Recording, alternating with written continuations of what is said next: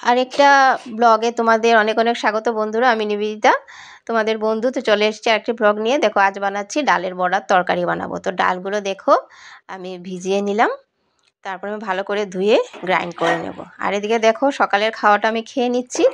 এটা দেখো আগে গতকালকে ছিল ডিম কষা, তো এটা দিয়ে খাচ্ছি। দেখো কার কার ভালো লাগে আগের দিনের ডিম কষা রেখে খেতে, আমার তো দারুণ লাগে। তো দেখো খেয়ে নিচ্ছি, খাওয়া হয়ে গেল। এবারে দেখো আমি ডালগুলো আমি পেস্ট করে নিয়েছি। আর এখানে দেখো আমি ডালের বড়া করব আলু, কোয়াশ, মটরশুঁটি, টমেটো দিয়ে। আর এখানে আমি মশলাগুলো দেখো নিয়ে নিয়েছি, সব মশলা। আর আমি সবজিগুলো একটু নুন দিয়ে সেদ্ধ বসিয়ে দিয়েছি। তো দেখো সবজিগুলো সেদ্ধ হচ্ছে। আর আমি আরেকটা আইটেম করব, উলকপি কুড়িয়ে, যেটা আলু দিয়ে করি ওটা করবো। এই দেখো আমি উলকপি কেটে নিয়েছি, আর এবারে আমি কুড়িয়ে নেব। আর উলকপিতে দেওয়ার জন্য আমি আলুগুলিও কেটে নিয়েছি, কাটা হয়ে গেছে। এই দেখো আমি মেশিন দিয়ে আমি উলকপিগুলো এভাবে কুড়িয়ে নেব।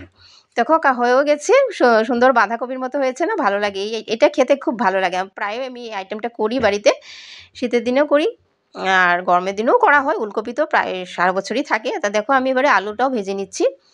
আলু ভাজা হয়ে গেছে, আমি একসাথে উলকপি কুড়ানোর মধ্যে দিয়ে দিয়েছি, একসাথে বানিয়ে নেব।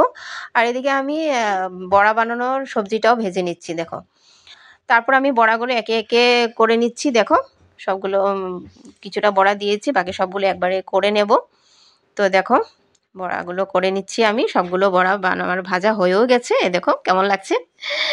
বড়া ভাজলে মানে এমনিতেই খেয়ে নিই না তরকারি বানানোর আগে। তো দেখো আমি এবার কড়াতে তেল হয়েছে, কালো জিরে ফোড়ন দিয়ে মশলাগুলো দিয়ে দিলাম।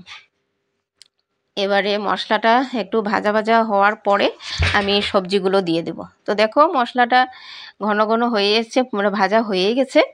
আমি এবারে দেখো সবজিগুলো দিয়ে দিয়েছি। সবজিগুলোর সাথে মশলাটা এক নাড়াচাড়া করে তারপর আমি ঢাকা দিয়ে দেব।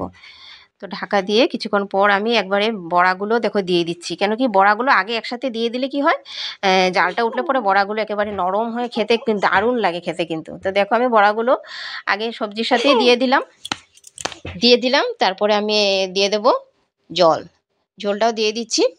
তো এই দেখো আমি ঝোল দিয়ে দিলাম, দিয়ে তারপর আর একটু সময় আমি ঢাকা দিয়ে দেব। সবজিগুলো সিদ্ধ কড়াই আছে যেহেতু হয়ে যাবে, আর বড়াগুলো একটু জাল উঠলে নরম হবে। তো দেখো ফাইনালি রেডি হয়ে গেল। কেমন লাগছে বলো বড়া তরকারি? আর আমি তারপর এখন দেখো বসিয়ে দিচ্ছি উলকপি করে। এখানেও আমি কালো জিরে ফোড়ন দিয়ে দিলাম, আর উলকপি কুড়ানো তো আছেই, মশলাও আমি দিয়ে দিলাম। ফুলকপি কি বলে, ফুলকপি বলছি, বড়া তরকারি হয়ে গেছে। আর আমি এদিকে উলকপি কুড়ানো তরকারিও বসাবো। তো মশলাগুলো ভাজা হয়ে যাক, তারপরে আমি দেখো ফুলকপিটা দিয়ে দিলাম। ভাজা তো মশলা হয়ে গেছে, ফুলকপি আলু একসাথে দিয়ে দিয়েছি। তারপর আমি নাড়াচাড়া করে এটাকেও একটু সময় ঢাকা দিয়ে দেব। এই আইটেমটা কিন্তু দারুণ লাগে, আমি প্রায়শই করি, তোমরা দেখেছো নিশ্চয়ই।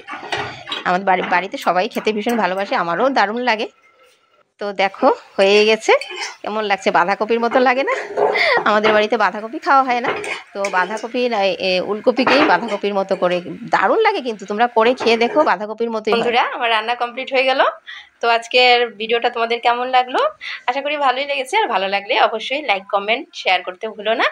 আরও নতুন নতুন ভিডিও নিয়ে আসবো, অবশ্যই সাথে থাকো। আর সবাই খুব ভালো থাকো, সুস্থ থাকো। আজকের জন্য টাটা।